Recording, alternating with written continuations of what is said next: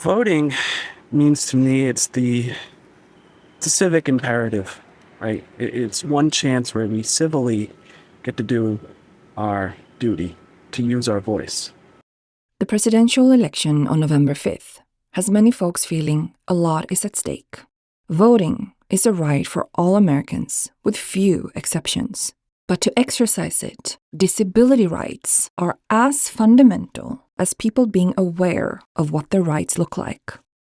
Patrick Phipps is one of almost 12,000 registered voters in Harwich. He's also an advocate for Cape Cod's more than 19,000 people with a disability. Today, he is at town hall, where he's just voted early. It was fair. It was fair. Going in, access button works. They had several tables made available to me, and I could pick and choose which spot I could vote at. There was sufficient privacy, and I felt good about it. 190,000 Cape Codders, or 65%, are headed for the polls this year.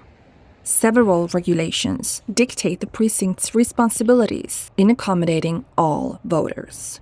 We spoke with the Disability Law Center, the protection and advocacy agency for the state of Massachusetts, where Brianna Zimmerman, voting rights advocate, breaks down the law.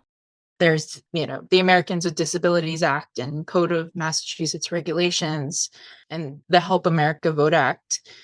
All of these laws really require that people with disabilities have the same access to voting, that they're given a similar way to vote, that their ballots don't look totally different, and that they can vote in the method that they choose. Brianna says there's a lot of misconceptions around who's allowed to vote. People in facilities, psychiatric hospitals, nursing homes, jail, or under guardianship can vote as long as they're not serving time for a felony or have had a judge expressively barred them from voting. There's a lot of misconceptions around, you have to have a certain literacy level or you have to be proven to be mentally competent. And that's just not the case. In the 2016 election, the DLC and court audited 10 voting places on Cape Cod. Some of the legal requirements they look at are accessible parking, accessible voting booths providing privacy, sample ballots displayed at different heights. Every voter has the right to bring someone to assist them or ask trained election staff.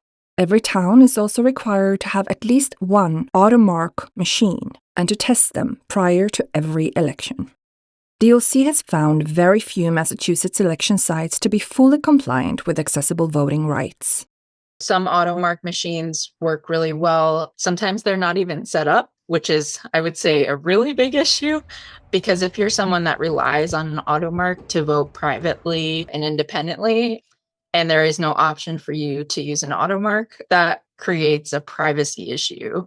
If you're allowing a poll worker to help you mark your ballot, that's not necessarily your first choice. Hi there, how are you? Doing well. Excellent. Checking out? Checking out using that fancy automatic. This level of accessibility is important because many people, whether they're disabled or not, but primarily people with disabilities, some of them might not be able to exit their home.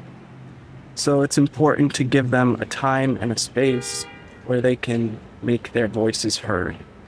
This is all about putting people at the table, especially people with disabilities. Sometimes I think it requires some changing of attitudes and also some education around what can we do to make our polling places accessible and why should we care, which really all of us should care regardless of whether there is someone in your community with disabilities or not, because we have an aging population. We could all become disabled at any point in our life. All right, and can I send you away with an I voted sticker? You sure can. Thank you very much for voting. All right.